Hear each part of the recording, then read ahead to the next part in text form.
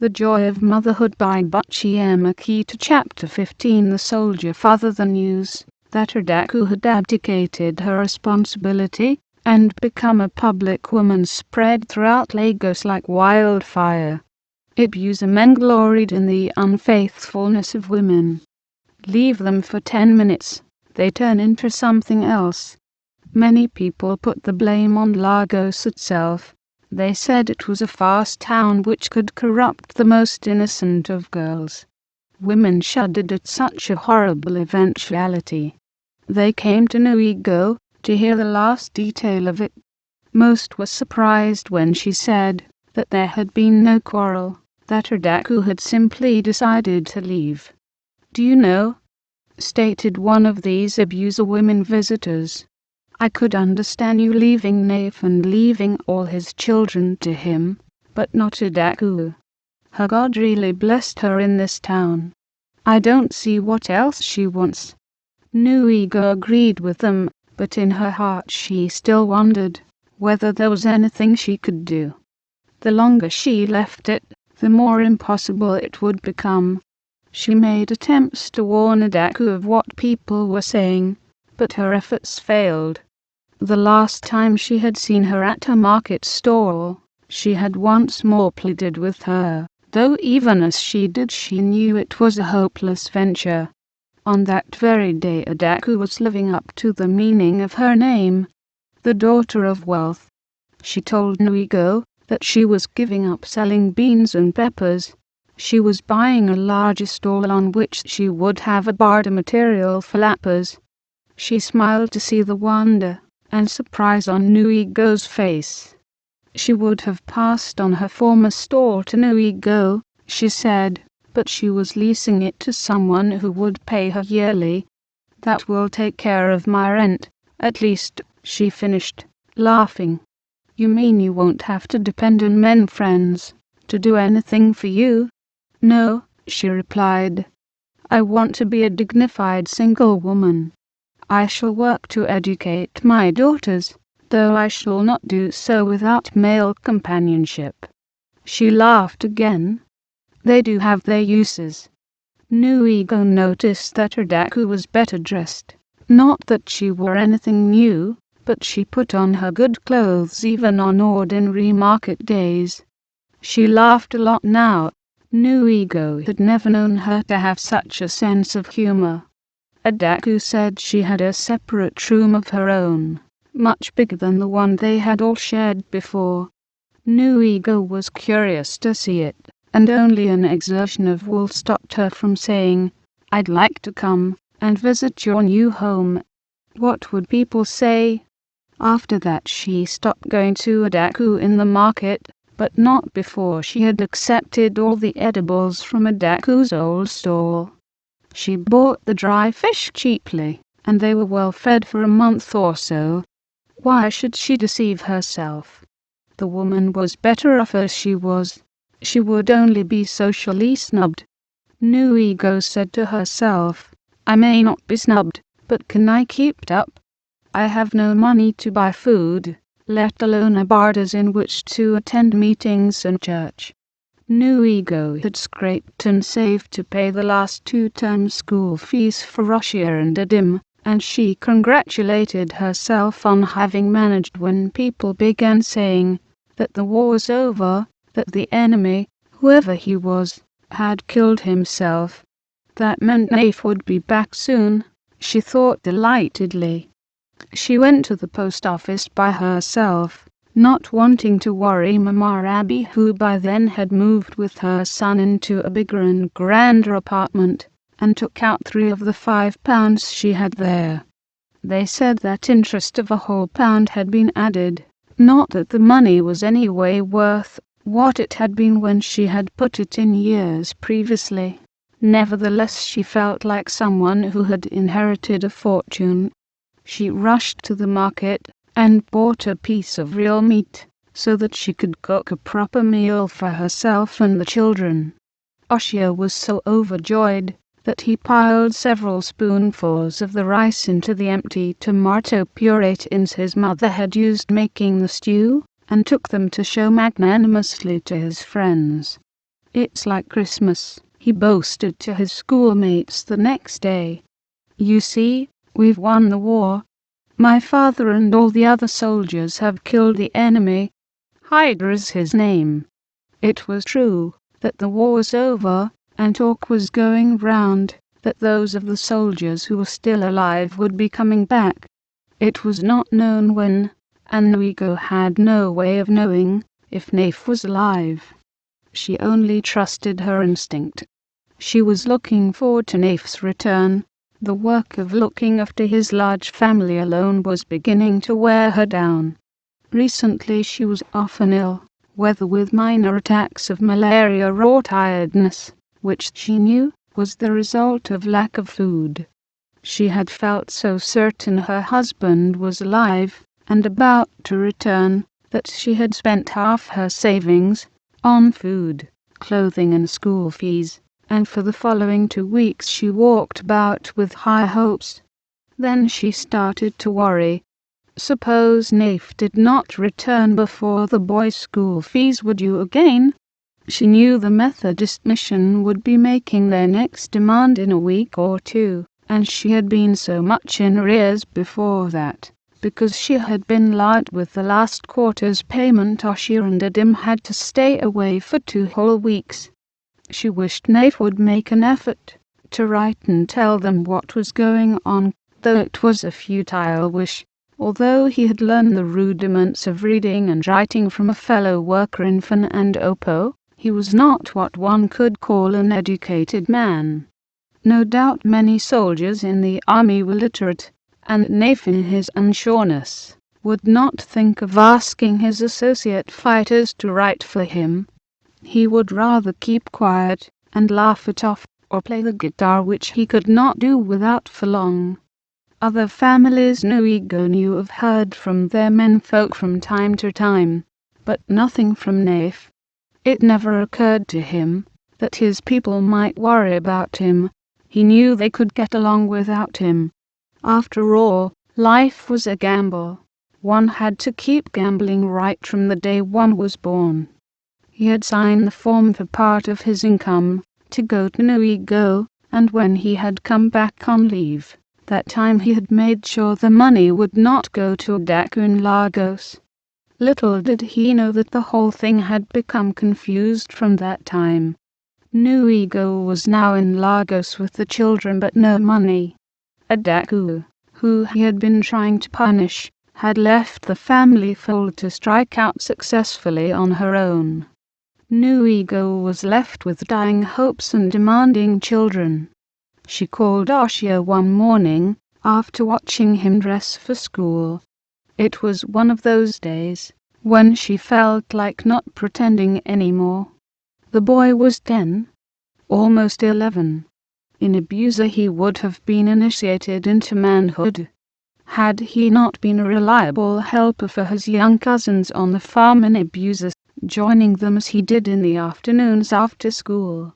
He might not be able to read properly yet, but he could write his name, and that was more than his father could do at the same age. So even if he had to stop school altogether now, he would still be better equipped for life than his father. Look at all Naif's achievements without an education.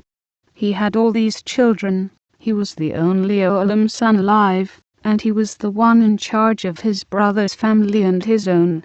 She thought grimly to herself. If anyone had asked what financial help Naif had ever given to these people, she would have countered simply, but they bear his name, and will carry it to immortality. He sired these children, and that is what a man is for. That he could not feed them was not his fault. He went to the war. They have a mother, don't they? Oshiaju, she called gently. He looked up, surprised to see the thoughtful look on his mother's face, and asked casually, "Is there something you want?" She smiled. "No, son, I don't want anything. But my money is finished now. You see, your father the soldier is not back yet, and I don't know when he will be back. So learn as much as you can from school, because when they demand the next school fees, I don't think I shall be able to pay." Oshia looked the image of dejection and cried, "But I love school, mother. All my friends are there. Why do I have to stop so many times? Falarancho and the others don't do that. This is Lagos, Oshia, and we are immigrants here. For Falarancho it is different. This is their part of the country. They own Lagos. But don't worry, son. Your father will not stay in the wall forever. He will come home one day, and then you will make it up. You remember what I have been telling you, that you're handsome. Now I know that you are clever as well. You proved it in Abusa. You did well on the farm, and, when you came back here, you caught up with your education, as if you had not missed a day. I know you will make it. What of Adam, then? Is he going to stay on?" Oshia asked illogically. "No, he will leave, and like you wait for your father. You both will start private lessons. They are cheaper, only $1 a month. But the girls go to private lessons. They don't learn anything there. The twins will have to leave and help me in running the house, and in my trade. If they are lucky, they too will go to school when your father returns. They don't need to stay long in school, only a year or two." So at the beginning of the next term, Oshia and his brother Adam attended a private class at Adam Street, where the teacher taught them how to write neatly and do some sums. All the other complicated subjects were forgotten.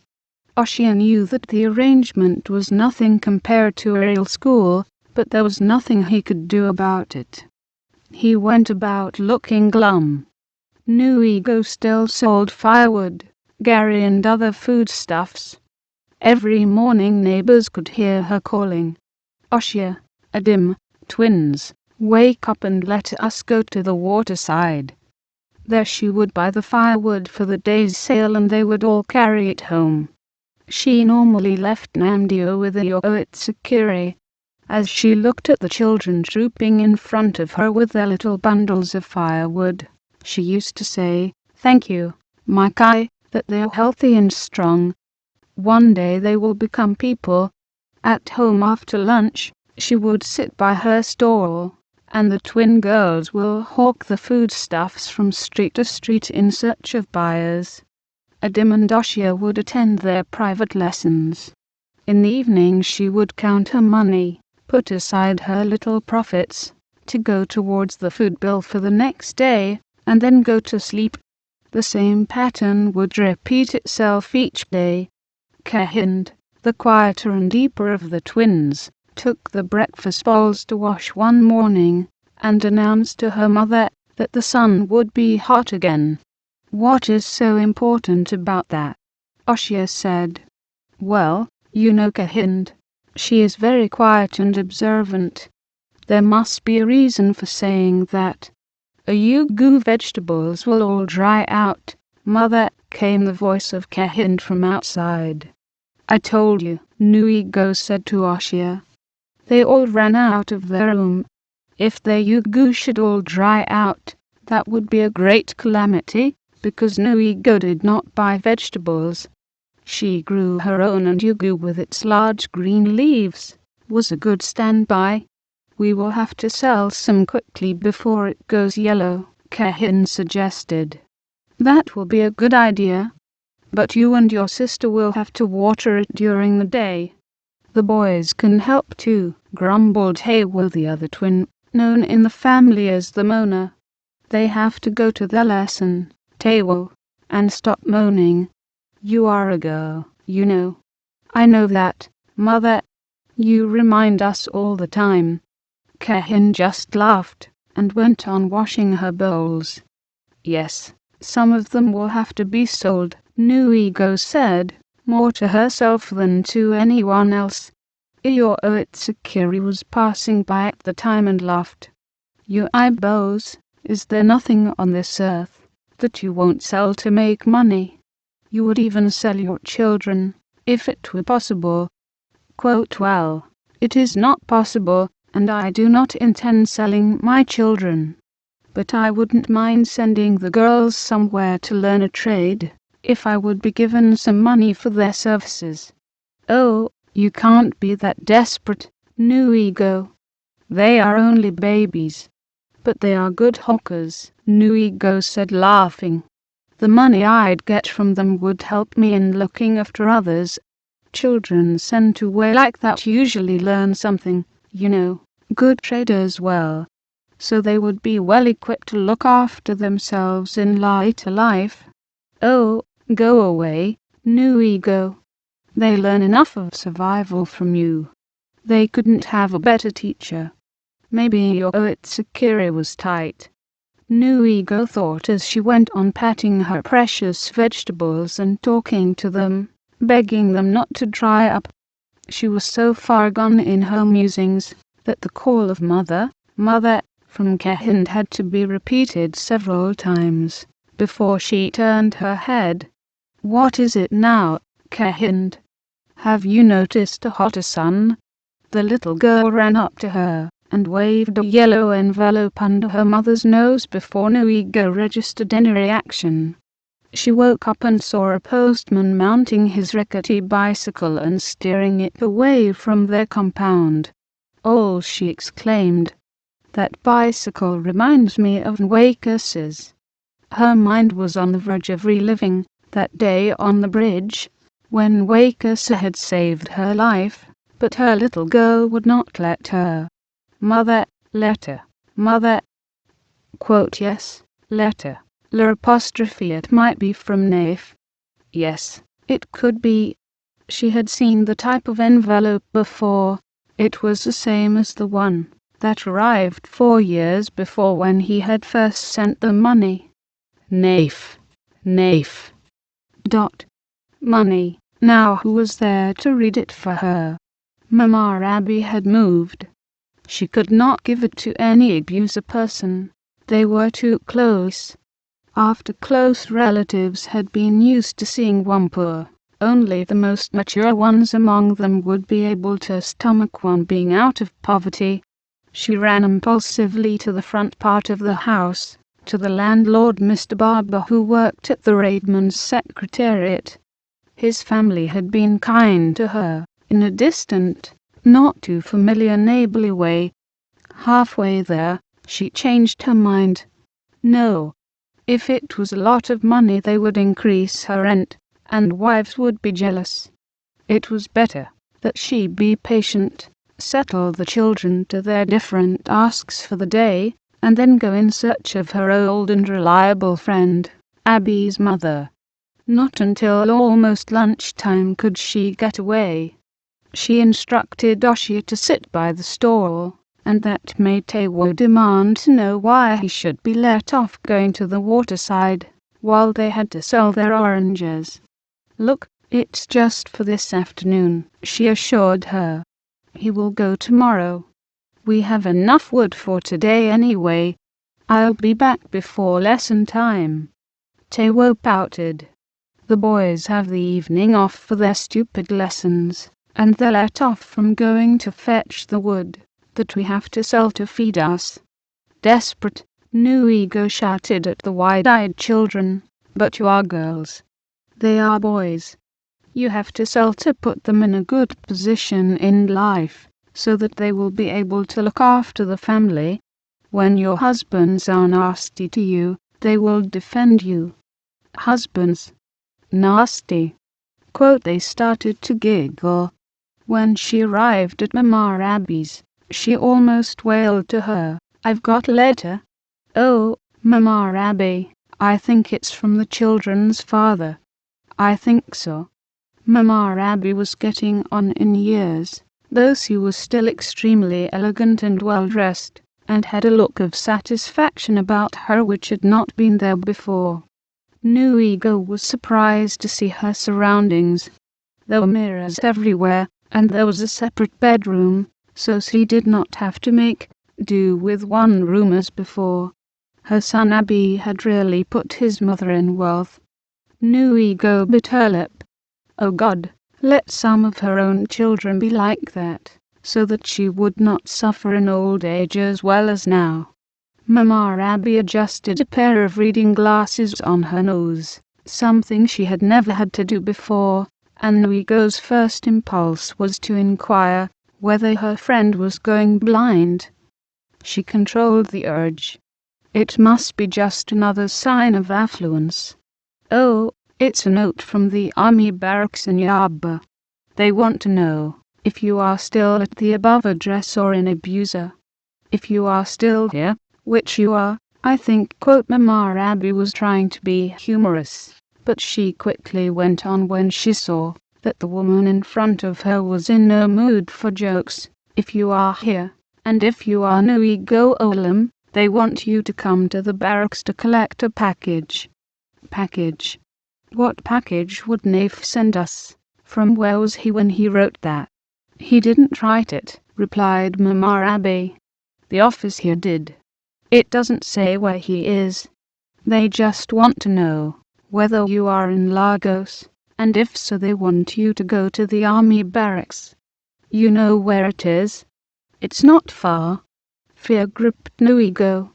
Maybe Naif was dead long ago, killed by bombs, and his flesh scattered over many seas. Not even a decent burying place.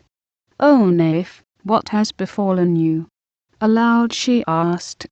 Please tell me, Mama Abby, is he alive? Look closely into that letter. Is he dead? Realizing what was going on in Nuigo's mind, Mama Abby wondered what she could do. Would they have sent a letter like this if the husband was dead? She did not know the answer. She was not used to army procedure. If Nuigo was to go to the barracks by herself, and it was terrible news. She was a very emotional person. Should Mama Abby advise her to call her people to go with her? But that would take ages, and few of the men from her town could leave their jobs. Much as she did not wish to pry into Nuigo's life, she felt that she was the best person to accompany her. At least if it was bad news, she could prevent her hurting herself.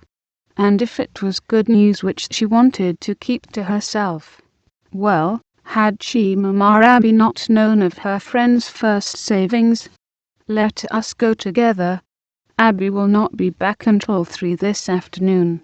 If we hurry now, we shall soon be back. They were not kept waiting long, even though there were many families there. They were handed an envelope with several peculiar stamps fixed to it. Where is the package? Nuigo wondered, as she made her thumb mark on the paper. Did they not say package in the letter? Well, that is the package, barked the officer at the counter. Do you want me to open it here? Mama Abby asked with caution. Suppose we take it home to read? No, please. Let me know the worst. You know, this morning when I got that letter I was concerned to know what he might have written to me, and whether he had sent us something to live on. Now, all I want to know is that he is still alive. I feel he is living, but I want to know for sure, she begged despairingly. Again Mama Abby put on her smart-looking spectacles, and then peered over them, looking for a quiet corner where she could decipher in peace the childish script of whomever Naif had persuaded to write for him. As she read, her face began to glow slowly until by the time she came to the end of the letter she was smiling in such a dazzling way that Nuigo knew the future held hope and the realization of hope. Whatever it was, she was now willing to wait. Still smiling, Mama Abby gave her a piece of greenish paper and told her to thumb it. Then she asked, Do you know what this is? Nuigo began to giggle. I think it's the same as he sent last time, some money. How was he? While they waited their turn in another queue, Mama Abby told her the contents of the letter. Naif had been ill from water snake bites which he had got, because they had had to go to a place called Burma. he asked of the children and herself. He said there were rumors that the war would be ending soon. He now had hopes that they would meet again. He had despaired at first, especially when he had been ill. There were 3 letters in all, and they all said almost the same thing. Nuigo asked the officer on the counter why they had not been delivered to her, seeing that the first one had been written nearly a year previously, and the officer stammered at her with rage. "Are you not happy you are getting a big sum of £60, a man's pay for 3 years?" he said. "And here you are grumbling that it did not arrive in time. Do you know what lifeblood your husband shed to earn this money? Women. Some of our men are so foolish, giving all that money to an illiterate woman." Nuigo was shocked at the amount. So Naif had been sending the money. She could only guess what had gone wrong. The man must have told them she was an abuser. Of course the local office had not bothered to check whether or not she was back, and there was no way of her checking. With tears of relief in her eyes, she promised herself that all her children, girls and boys, would have a good education. If she herself had had one, she would have been able to call at this office to check about the money. She would at least have been able to contact Naif, and he could have done the same. She and her husband were ill prepared for a life like this, where only pen and not mouth could really talk. Her children must learn. She and Mama Abby, the woman from Brass, walked home in silence. By her door Nuigo wanted to beg her friend not to tell anybody, but she guessed that such a plea would be useless. Even if Mama Abby did tell anyone, she intended to deny it. The officer at the army depot had said it was Naif's blood money, and she was going to use the money to Naif's glory.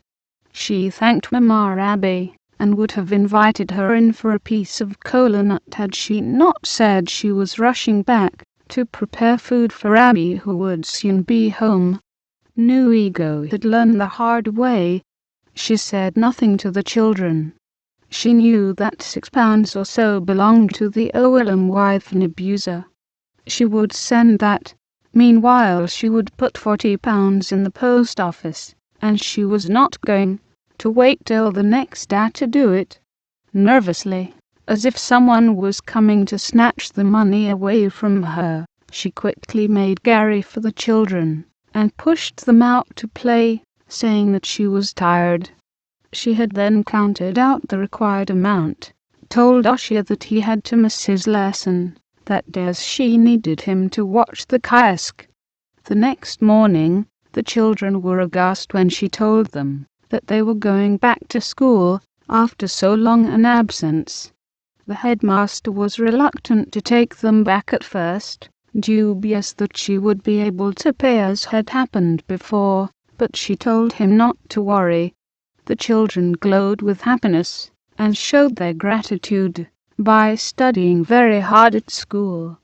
She did not say anything to anybody, but either people noticed for themselves or Mama Abby talked. Nuigo too got a stall in a big market in Oingbo and took up selling a bardaloth. Though it was a long way to where they lived in Yaba, she did not mind, as she only had to go once in 5 days.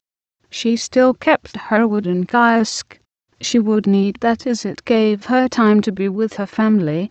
She stopped selling firewood, the most back-breaking task of all. For once she stopped worrying about food. The girls were encouraged to continue with their petty trading, even though they were at school. They still hawked oranges after school, because as their mother Nuigo kept saying, a girl needs to master a trade to help her in later life. The boys, on the other hand, were encouraged to put more time into their schoolwork. "Mother, they keep telling us at school that the war is over and that the enemy Hitler is dead. But when will father return?" Teo asked one evening when they were all sitting by the stall in front of the house. I have heard this said so many times in the market that I have stopped hoping. All I know is this, daughter, that when we see your father, we'll see him. We don't even know where he is fighting his own war, Nuigo replied. It is not a story, mother. Some of us will be going to the wharf to welcome some of the returning soldiers.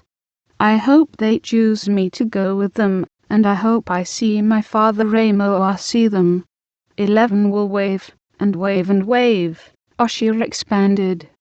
Can't you run and meet him and say, welcome, father, I'm your son? I would. You know the trouble with you, Kahind. You are too clever for your age and too impulsive. You have not stayed long in school. If you had, then you'd know that you are not allowed to do exactly as you like. The children went on arguing about the pros and cons of the war. Other children from the next compound joined them until it almost ended in a fight. They completely forgot who started the topic in the first place. All this because of your soldier husband, Iyo Oitsukiri said, laughing. She had a kiosk next to Nuigo's. I don't even know when the man is coming back. His last letter was over a year ago, and in it, he said that he would be coming home soon. As I said, that was a year ago. But we still see army trucks and motor scooters all over the streets, and things are still expensive. Maybe it will take time for things to get back to normal. Well, all I want to know is that he is alive and well. I've never had a normal marriage anyway. He was either in one place or the other. It will soon be over. You will see, Iyo Oitsukiri assured her friend. Though Nuigo expected Nafe any minute, she did not wish to put her mind on his arrival. Her business was going well, because of her large capital, but many a time she would have liked to relax, and not go anywhere, just stay at home and look after her children. I have been chosen to go and welcome the soldiers today, mother, because my school uniform is always tidy, Oshia boasted some weeks later. Liar. You are lying, Tewo said uninhibitedly. Adim and Kehin just laughed. They dared not oppose Oshia so openly. Why was he chosen then? Nuigo wanted to know. Because his class was chosen, Tewo said. On the day of the visit to the wharf, most Lagos children in their smart school uniforms went to welcome the war heroes. Oshia never stopped talking about them for days. They were smart, mother. They walked with their legs high, marching and waving at us. There were thousands and thousands of them. Did you see your father? Everybody asked. No, there were so many of them. I could not tell my father apart. I hope this man is not dead, Nuigo prayed inwardly. She was still full of these thoughts of foreboding, as she counted her day's sales, when she heard the landlord's wives who were still outside shouting joys of welcome. Welcome to our heroes, they shouted. The children ran out to find out who it was. Namdio was in between the legs and Nuigo said, Mind your baby brother. You'll knock him over. It's father, mother. It is our father, he is back. Quote Nuigo left her money and ran out, and sure enough there was Nafe. They both started to laugh sheepishly, not giving in to any kind of affectionate demonstration. Nafe asked, laughing at the same time, and how is our senior wife? Why did you not tell me you were returning today, was all Nuigo could say amidst the confusion. They all trooped into their veranda, and of course the palm wine sellers in that area got busy. They had missed their Ibo customer all these years. The celebrations went on for days. Nafe spent a lot of money until Nuigo had to remind him that there were children to be fed and school fees to be paid. Aren't you happy to see me back? I did not know that I would return, you know.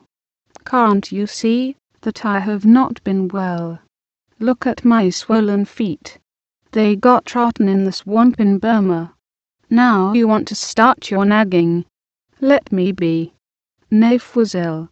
He had acquired a kind of yellowish color which did not look at all healthy. He seemed to have grown more hot and nervier than before, and tended to speak in an embarrassing whisper. He would be laughing one minute, then start to whisper like a child the next.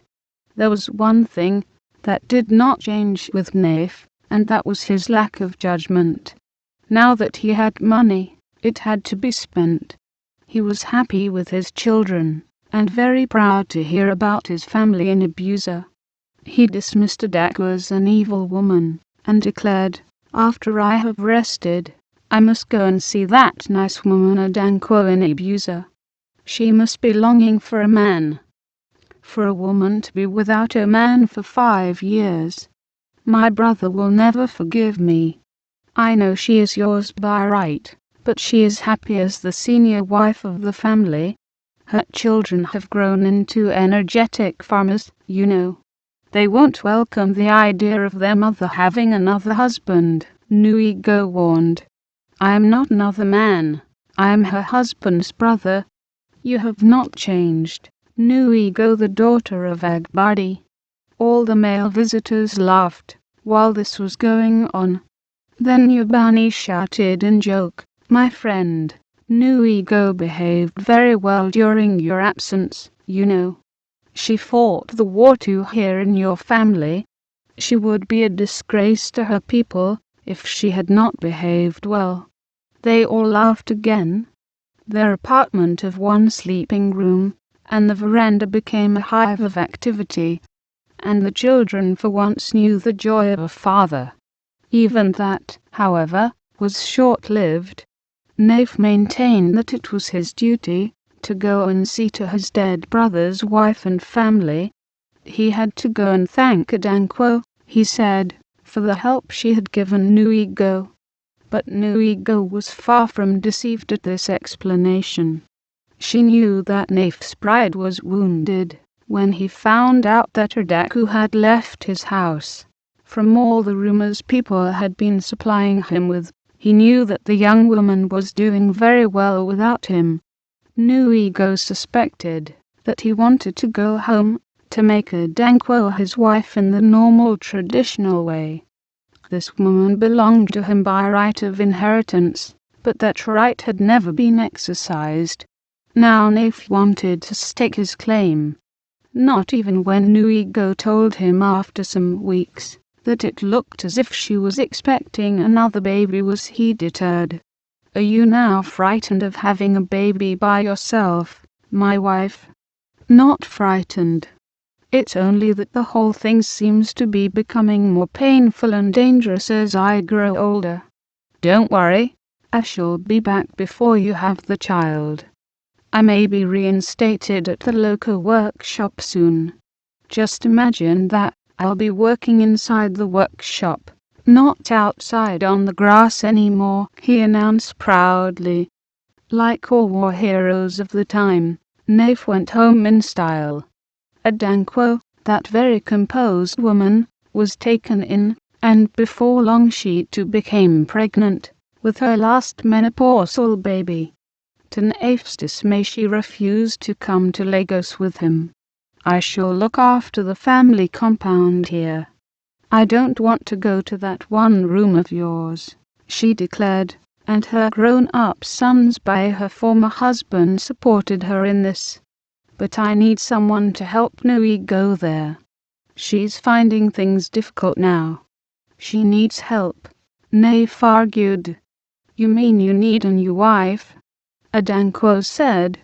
The help soon arrived in the shape of a 16-year-old girl named Okpo. Her parents insisted on having nothing less than £30 for their daughter. Had not Naif brought home all the white man's money from the war? Not to hurt the feelings of his people, Naif paid this money, making the Owelum family feel proud of the fact that their son who had been to the war, was one of the first people to set the pace for things to come. He paid £30 for his woman instead of the usual £20 stipulated by abuser custom. Some of the old people who heard of it simply shook their heads and predicted, "Things are not going to be the same anymore." They were right. Naif rushed back to Lagos. He had spent most of his army money and he knew that, if he did not return fast, he would sink to a new low. He would have to borrow money from his age group farmers. Rather than let this happen, he returned, with his new wife Okpo and his new confidence, to Lagos, and to an angry Nuigo. For once Nuigo did not bother to hide her disapproval. She refused to share a room with this new girl and all their children.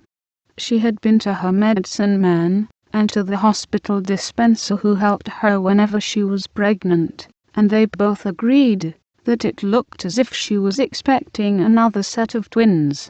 "Where are we going to put them all?" she screamed at her husband and the girl, whom she suspected would soon start breeding as well. "Have you gone mad or something?" she went on bitterly. "We only have one room to share with my 5 children, and I'm expecting another 2. Yet you have brought another person. Have you been commissioned by the white people you fought for to replace all those that died during the war? Why don't you let other men do part of the job? Even Adanko, whom we regard as our mother, is pregnant for you. Just you. You have to do something. I don't want that girl sleeping in my bed. I am not giving it up this time, and I don't care what your friends say."